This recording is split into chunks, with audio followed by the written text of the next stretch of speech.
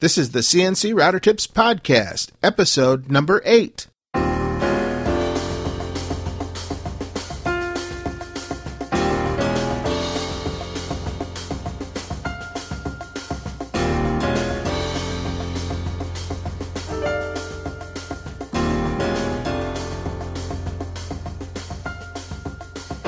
This is the CNC Router Tips Podcast, a show which answers one question from you, the listener, about CNC router tables, CNC software, hardware, web hosting, and business. I'll help you get started in your CNC hobby or business and help you cut through the confusion. Hello, everyone. Welcome back to another episode of the CNC Router Tips Podcast. I'm your host, Bill Griggs, and I'd just like to take a moment to thank everyone that's listened to the podcast so far. We've been getting a lot of good feedback from people saying that this podcast is answering questions that they had about their CNC router tables.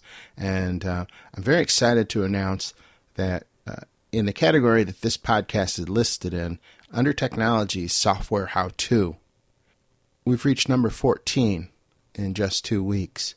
And I'm really excited about those numbers. I'm given to believe from other folks who podcast that that's a pretty good first showing right out of the gate. So if you'd like to help us increase in the new and noteworthy category, leave an honest review on iTunes about the show. There's nothing that helps more than a review. And I encourage each and every one of you to do that. Now, today's show is going to be a little bit different than our normal show because we won't have a recorded question from one of our listeners. And the reason for that is the person who asked this question is a member of my Facebook group. And he didn't have a microphone or a smartphone, so he was not able to record his voice on our SpeakPipe app. Now, many of you know that we use SpeakPipe to record the questions that our viewers have, and it's available either online on your desktop computer or as an app for the iPhone. I really think it's important to have the questions asked by the person that has the question, because hearing the question in their voice is more personal, and it gives us an insight into the mindset that they may have had when they were having, their problems and looking for the information. And I just think it makes for a better show. But this particular question was so good that I thought that it would reach a wide audience. So I'm not going to make a habit of this, but I read his question, and we'll see if you think this is valuable information that might help you with your CNC router table. Bill, I saw you using an Xbox controller in one of your videos to operate your CNC machine. How did you do that? I know some people use it to jog the machine and execute G-code, but I need some help. All right, that's a great question, and I've been using an Xbox 360 wireless controller to control my CNC machine for several years now. It's probably about 3 or 4 years. It is so functional and so easy to use that I find it difficult to operate a CNC machine without one. I've just gotten used to it. I mean, it does so many different things for me so easily. Now, when you're jogging the machine, jogging is what's referred to as moving the gantry back and forth, up and down, left and right.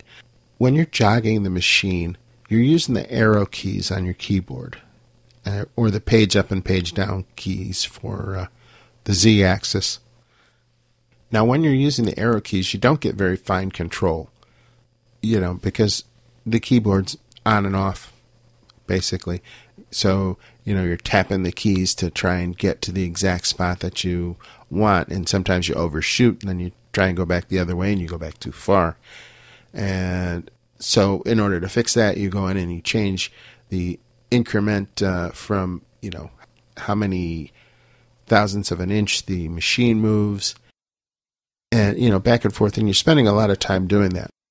Well, with an Xbox 360 controller, you're able to move in very fine increments. Anybody who's played any games on an Xbox knows that you have very fine control. You can make very small moves very easily, kind of sneak up on it, and you get a little bit of force feedback with the controller. So, to me, the Xbox 360 wireless controller is the way to go.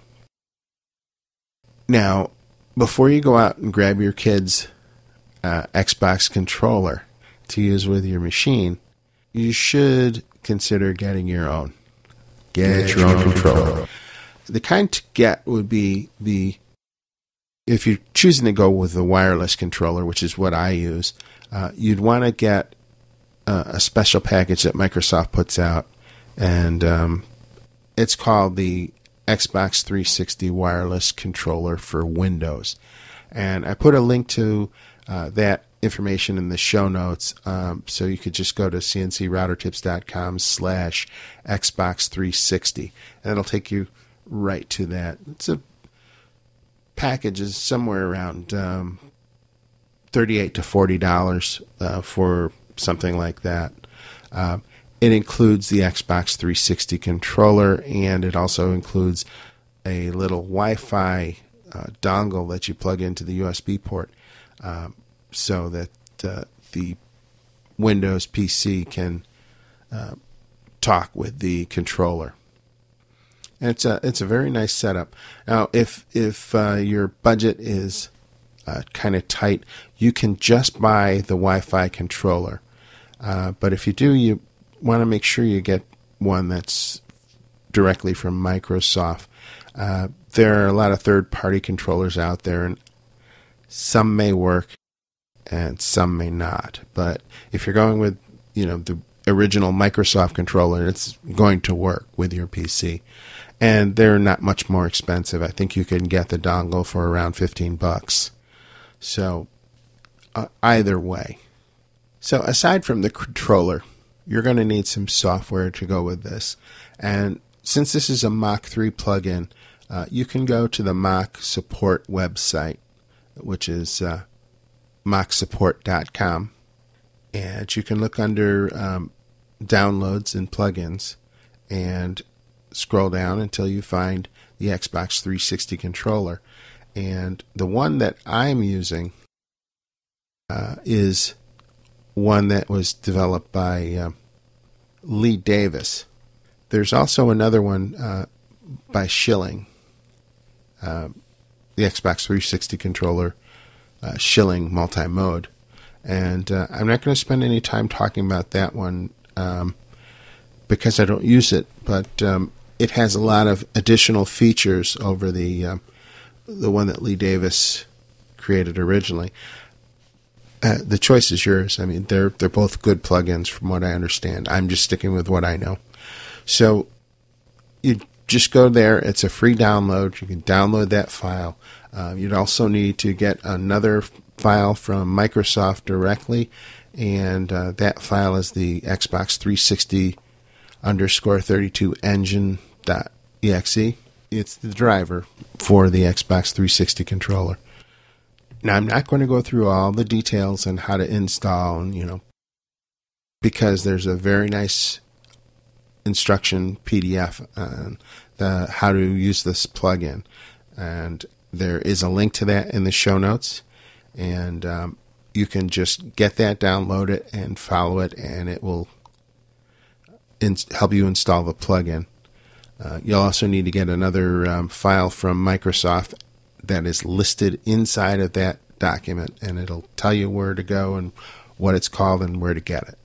So let's move on to the configuration part of this. How you're going to set this up to work with your machine. Once you have this loaded on your Mach3 installation, you can go to the config menu in Mach3, and select config plugins. And that'll open up a nice little screen that has all the plugins that you have installed for Mach3. And you can scroll down to the bottom and you can select the Xbox 360 plugin and hit configure. And it will open up a window which will display all sorts of options for you to install. What's really cool is it will show you a picture of the controller, and it will also describe what each button does. Now, each of the buttons and each of the game pads and the sticks will have drop-down menus and will have common functions that you can use in Mach3 that you can assign to each of these buttons. The way I've got mine set up, the left joystick on the gamepad from left to right will jog the x-axis. To do that, I have it set to select x-axis. Now, when I move the left stick up and down, it moves the y-axis of the gantry back and forth along the table. And on the other stick, I have the up and down set to move the Z up and down. You can set these buttons to anything you want. This is just what I'm using and what seemed to make sense to me. Well, for instance, there's a start button on the controller, and I assign that to be the cycle start button. There's a back button. I assign that to be the rewind button. I assign that to be the rewind button. And the B button is a red button on the controller, and I figured, hey, it's red. It might as well be the reset button, so I set that up. I've got the triggers with different jog speeds. I've got some of the shoulder buttons. I've got one set to send me back to the Z0, XYZ0. The choice is yours. You can even put in custom macros if you want and set it up any way you want. So, have fun with it, experiment, see what works for you, because after all, it's your controller. Once you start using an Xbox 360 controller to jog your CNC machine around, you're going to be spoiled. It's just that good. Just to keep things above board and to let you know, if you were to use the link that's shown in the show notes to get your Xbox 360 for Windows controller, it's a link to Amazon, which I am an Amazon affiliate, and that means that if you use that link, that Amazon will pay me a couple of pennies for directing the traffic their way, and it doesn't cost you a thing. You get it for the same price you always would. It's just one of the ways that I pay for the hosting of the show and cover the bills. So if you choose to use those links, that's great, and I appreciate it, and I really do appreciate it. But you're free to do whatever you want. I mean, that's not what the show's about. It's about sharing information. If you'd like to see a video of the Xbox 360 controller in action, I had one on my YouTube channel. And if you want to search on YouTube for aluminum CNC router gantry, that should take you to my video. And it was the first time I had used the Xbox 360 controller on the first run of my modified machine. And I'm kind of proud of that. And you get to see the controller in action, and I think it'll be helpful to convey to you just how easy this is to use. I hope you'll tune in for episode 10, which is the episode following episode 9, obviously. But episode 10 is going to be a special episode, and I think you're really going to enjoy it. It's going to be a little bit outside of our normal format, but it's kind of quite a bit different than our normal episodes, and I think you will like it, and I'm looking forward to sharing that with you. So just a little spoiler, I think you're going to like it. I often mention many different types of software during the episodes, and hardware and cutters, and it can get a little confusing. So what I did was I put together a page on my website, cncroutertips.com/resources. And on that page, I list all sorts of resources there, from books to tools to software, all the things that I use that make my CNC experience better and easier. And I hope you'll check it out. So again, it's cncroutertips.com/resources. Now, if you'd like to have your question featured on the air, here's how. Need help? Ask me about your CNC router question on my podcast, the CNC Router Tips Podcast. I'll be glad to help or try and get you the help you need. I want this podcast to be a fun and personal experience for everyone, and helpful. So let's keep it real and ask sensible questions.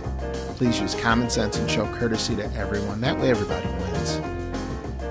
Here are some guidelines to ensure that your question is qualified to be featured on the show. Please keep your questions under 1 minute in length. If it goes a little over that, that's fine, but don't ramble. If you have a website and URL, you're allowed to share it, but only once during the recording. Spammy or disrespectful or deeply private questions will not be considered for the podcast. If you need to ask more than one question, just make each question a separate voicemail. Thanks again, everyone, for tuning in and listening to the CNC Router Tips Podcast. If you'd like to join our free mailing list, you can go to cncroutertips.com, and there's a link right there on the top of the page which tells you how to do that. Thank you so much, and have a great day.